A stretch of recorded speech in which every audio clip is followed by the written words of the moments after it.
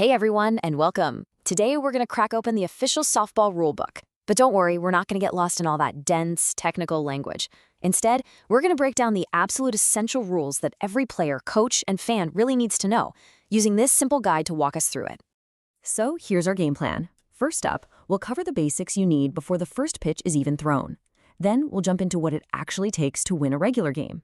After that, we get to the really interesting stuff. What happens when games end early or go into extra innings?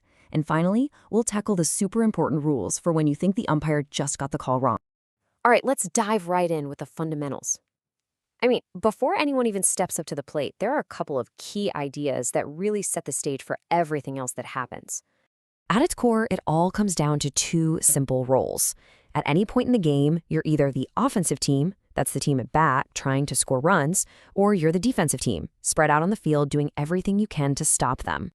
And the whole game is broken down into these segments called innings. See, each inning has two halves, which gives both teams one turn to hit and one turn to play the field.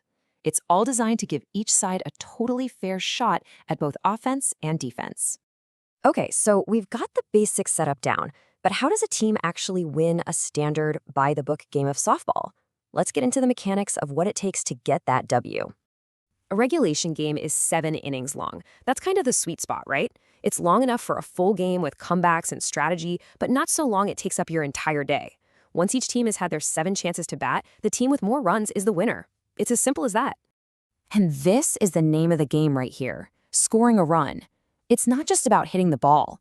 It's about a player making that entire journey, touching first, second, third, and finally home plate in the right order. And they have to do it all before the defense gets that third and final out. But let's be real, games don't always go according to plan. They don't always last exactly 7 innings, and sometimes they go on for a lot longer. So let's look at the special rules for when a game takes an unexpected turn. This is what's officially known as the run-ahead rule, but you've probably heard it called the mercy rule. And it's not really about being mean, it's about sportsmanship. If one team is just completely dominating, the game can end early. And you can see how it works. The lead needed to end the game actually gets smaller as the game goes on. But what about the complete opposite situation? The 7 innings are over, you look up at the scoreboard, and it's a tie. The tension is just incredible. It's one of the best moments in sports, right? So what does the official rulebook say happens next? Well, that's when the tiebreaker rule kicks in. To speed things up and force a conclusion, starting in the 8th inning, each team automatically gets to start their turn at bat with a runner on second base. This puts a runner in scoring position right away and really ramps up the pressure to get that winning run home. And then you have the times a game ends without a final play at all. Yeah, I'm talking about a forfeit. And this can happen for a bunch of reasons. Some are obvious, like a team just not showing up, but some are more dramatic, like a team straight up refusing to play, or, get this, an ejected player trying to sneak back into the game. Now, this is a really key detail.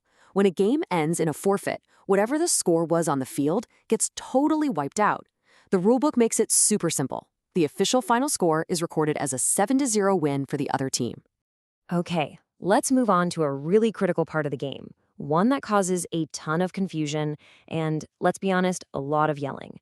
How a team can officially challenge a call they think the umpire got wrong. The rulebook gives you 2 totally different ways to do this. First, there's an appeal. Think of this as pointing out that a player on the other team messed up, like they missed a base or left early on a tag-up. But a protest is much more serious. That's when you're claiming the umpire themselves has misinterpreted or misapplied a rule. Now, this is probably the most important thing to remember from this whole section. You absolutely cannot protest an umpire's judgment.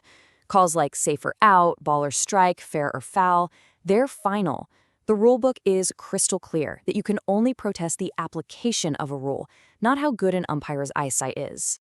And the rulebook gives this perfect example to make the difference clear. So let's say an umpire makes a judgment call on whether a runner tagged up in time. You can't protest that. But if the umpire then incorrectly applies the rule about how that run is supposed to score after the play, that is a misinterpretation. And that is something you can absolutely protest.